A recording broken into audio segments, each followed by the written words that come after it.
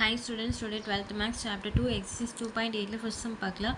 If omega not equal 1 is a cube root of unity, so that a plus b omega plus c omega square by b plus c omega plus a omega square plus a plus b omega plus c omega square by c plus a omega plus b omega square equal minus 1.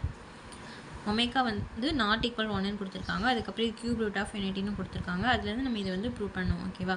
So omega not equal 1 cube root of unity எப்படின்னா யூனிட்டினா 1 cube ரூட்டுங்கிறனால ஒமேகாவுக்கு cube போட்டுருக்கோம். ஓகேவா? So omega cube equal 1.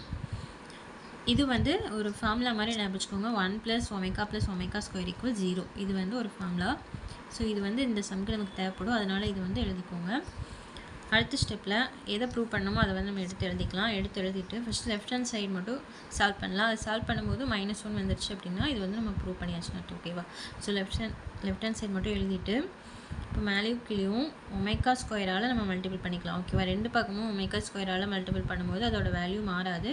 அதனால் omega square by omega square போட்டு நியூமரேட்டர்லேயும் டினாமினேட்டர்லேயும் omega ஸ்கொயரால் வந்து நம்ம மல்டிபிள் பண்ணிக்கலாம். ஸோ ஃபஸ்ட்டு இந்த ஒமேகா ஸ்கொயரை ஏ கூட தனியாக, பி ஒமேகா கூட தனியாக, சி ஒமேகா ஸ்கொயர் கூட தனியாக மல்டிபிள் பண்ணிக்கலாம். So A into omega square A omega square. Next B omega into omega square B omega cube. இங்கே ஒரு ஒமேகா இருக்குது, இங்கே ஒரு ஒமேகா ஸ்கொயர் இருக்குது. ஸோ அது ரெண்டையும் சேர்த்து ஒமேகா க்யூப் வந்துடும். Plus C omega power 4. ஓகேவா? இந்த ஒமேகா பவர் 2 இந்த ஒமேகா பவர் 2 ஒமேகா பவர் 4ஆக மாறிடும். அதே மாதிரி தான் கீழேயும் ஒமேகா ஸ்கொயரும் பியும் மல்டிபிள் பண்ணால் B omega square. Next C ஒமேகாவும் ஒமேகா ஸ்கொயரும் மல்டிபிள் பண்ணும்போது C omega power 3. A omega ஸ்கொயரும் பி ஒமேகா ஸ்கொயரும் ரெண்டும் மல்டிபிள் பண்ணும்போது ஏ ஒமேகா பவர் 4. ஓகேவா? இந்த டேர்ம் வந்து அப்படியே எழுதிக்கலாம். அடுத்த ஸ்டெப்பில் ஏ ஒமேகா ஸ்கொயர் அப்படியே எழுதிட்டு பி ஒமேகாஸ் க்யூபோட வேல்யூ வந்து கொஸ்டினில் கொடுத்துருக்குறாங்க. அதாவது ஒமேகா க்யூப் ஈக்குவல் டு 1ன்னு கொடுத்துருக்காங்களா? ஸோ ஒமேகா க்யூப் வந்து 1. அதனால் 1 கூட பி மல்டிபிள் பண்ணும்போது பி தான் வரும். அதனால் பி மட்டும் எழுதிக்கலாம். ப்ளஸ் சி ஒமேகா பவர் 4ஓட வேல்யூ என்னென்னா ஒமேகா பவர் 4 நம்ம எப்படி எழுதலாம்? ஒமேகா க்யூப் இன்ட்டு ஒமேகான்னு எழுதலாமா? இப்போ இது ரெண்டையும் மல்டிபிள் பண்ணால் பவர் ரெண்டையும் ப்ளஸ் பண்ணும்போது 4ன்னு வருமா? ஸோ ஒமேகா 4ஐ ஒமேகா க்யூப் இன்ட்டு ஒமேகான்னு எழுதிக்கலாம். இப்போ ஒமேகா க்யூபோட வேல்யூ வந்து 1. ஸோ 1 இன்ட்டு ஒமேகான்னு வரும். இது ரெண்டும் மல்டிபிள் பண்ணும்போது ஒமேகான் தான் வரும். ஸோ ஒமேகா பவர் 4ம் ஒமேகாவோட வேல்யூ 1 தான். அதனால் ஒமேகா பவர் 4 வர இடத்துல எல்லாம் ஒமேகான்னு நம்ம போட்டுக்கலாம். சரியா? ஸோ இந்த ஒமேகா பவர் 4க்கு பதிலாக வெறும் ஒமேகா மட்டும் போட்டுக்கலாம். அதே மாதிரி தான் கீழேயும் இந்த பி ஒமேகா ஸ்கொயர் அப்படியே எழுதிட்டு சி ஒமேகா க்யூபுக்கு பதிலாக 1.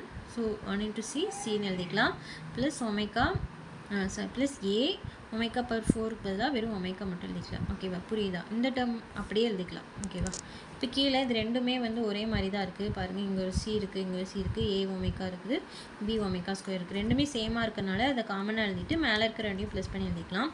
ஸோ இது ரெண்டையும் காமனாக இங்கே எழுதிட்டு A omega square plus B plus C omega plus A plus B omega plus C omega square இந்த ரெண்டையும் வந்து இங்கே எழுதிக்கலாம்.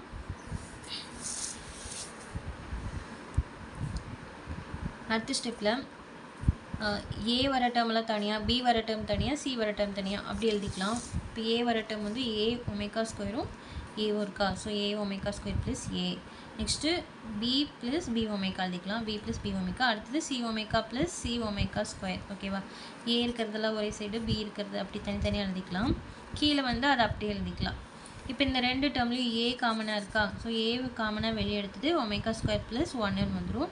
இந்த ரெண்டு டேர்ம்லேயும் பி காமனாக இருக்கனால பி வெளியே எடுத்துகிட்டு இந்த இடத்துல எதுவுமே இல்லைங்கிறனால 1 ப்ளஸ் ஒமேகான்னு எழுதிக்கலாம். ப்ளஸ் இந்த ரெண்டு டேர்ம்லேயும் சி பொதுவாக இருக்கனால சி வெளியே எடுத்துகிட்டு மீதி இருக்கிற இந்த ஒமேகா ப்ளஸ் ஒமேகா ஸ்கொயர் அப்படி எழுதிக்கலாம். கீழே வந்து அதே மாதிரி இங்கே என்ன இருக்கோ அதை அப்படியே எழுதிக்கலாம். அடுத்த ஸ்டெப்பில் ஏ அப்படி எழுதிட்டு ஒமேகா ஸ்கொயர் ப்ளஸ் 1 இதோட வேல்யூ என்னென்னா ஃபஸ்ட்டு ஒரு ஃபார்முலா சொன்னேன்னா 1 + ஒமேகா + ஒமேகா ஸ்கொயர் = 0ன்னு சொன்னேன்னா இதிலேருந்து ஒமேகா ஸ்கொயர் + 1ஓட வேல்யூ கண்டுபிடிக்கணும். ஸோ ஒமேகா ஸ்கொயர் + 1 இதை மட்டும் இந்த பக்கம் வச்சுட்டு இந்த ஒமேகா வந்து ஈக்குவலுக்கு இந்த சைட் கொண்டு போயிடலாம். ஈக்குவலுக்கு இந்த சைட் போகும்போது மைனஸ் ஒமேகான்னு வரும். ஸோ இதோட வேல்யூ என்னென்னா மைனஸ் ஒமேகா. ஓகேவா? அடுத்தது பி ப்ளஸ் பி அப்படி எழுதிட்டு 1 + ஒமேகா. இதே இதில் தான் 1 + ஒமேகாவோட வேல்யூ என்ன? 1 + ஒமேகா கண்டுபிடிக்கணும்னா இந்த ஒமேகா ஸ்கொயர் ஈக்குவலுக்கு அந்த சைட் போயிடுமா? ஸோ மைனஸ் ஒமேகா ஸ்கொயர்னு வருமா? ஸோ அதுக்கு வந்து மைனஸ் ஒமேகா ஸ்கொயர்னு எழுதிக்கலாம். ப்ளஸ் இந்த சி அப்படி எழுதிட்டு ஒமேகா ப்ளஸ் ஒமேகா ஸ்கொயரோட வேல்யூ என்னது? ஒமேகா ப்ளஸ் ஒமேகா ஸ்கொயரோட வேல்யூ வந்து இந்த 1 வந்து ஈக்குவல் கன்சிடர் பண்ணால் -1ன்னு வந்துடுமா? ஸோ ஒமேகா ப்ளஸ் ஒமேகா ஸ்கொயரோட வேல்யூ -1 ஓகேவா. கீழே இருக்கிற டேர்ம் அப்படி எழுதிக்கலாம். அடுத்தது இந்த ஏவும் மைனஸ் ஒமேகாவும் மல்டிபிள் பண்ணி -a ஒமேகா எழுதிக்கலாம். அதுக்கப்புறம் இந்த மைனஸும் ப்ளஸும் சேர்ந்து மைனஸ் ஆகிடும். ஸோ -b ஒமேகா ஸ்கொயர், இங்கே ஒரு மைனஸ் இருக்கனால -c வந்துடும் ஓகேவா. கீழே இருக்கிற டேர்ம் அப்படி எழுதிக்கலாம். இப்போ இந்த 3 டேர்ம்லேயும் மைனஸ் இருக்கனால ஒரு மைனஸ் மட்டும் வெளியே எடுத்துக்கலாம். ஒரு மைனஸ் வெளியே எடுத்துட்டோம்னா இந்த -a ஒமேகா வந்து +a ஒமேகாவாக மாறிடும். -b ஒமேகா ஸ்கொயர் வந்து +b ஒமேகா ஸ்கொயராக மாறிடும். -c வந்து +c மாறிடும் ஓகேவா. இப்போது கீழே இருக்கிறது மேலே இருக்கிறது சேமாக இருக்குது பாருங்கள். இங்கே a ஒமேகா இருக்குது, இங்கே a ஒமேகா இருக்குது, c இருக்குது, b ஒமேகா ஸ்கொயர் இருக்குது. ரெண்டுமே ஈக்குவல் தான். ஸோ இதுவும் கேன்சல் பண்ணிடலாம். கேன்சல் பண்ணிட்டா மீதி என்ன இருக்கும், -1 மட்டும் இருக்கும். ஸோ -1 ஓகேவா. கொஸ்டின் இதான் ப்ரூவ் பண்ண சொல்லியிருந்தாங்க. ஸோ நமக்கு -1 வந்துடுச்சு. அவ்வளோதான். தேங்க்யூ.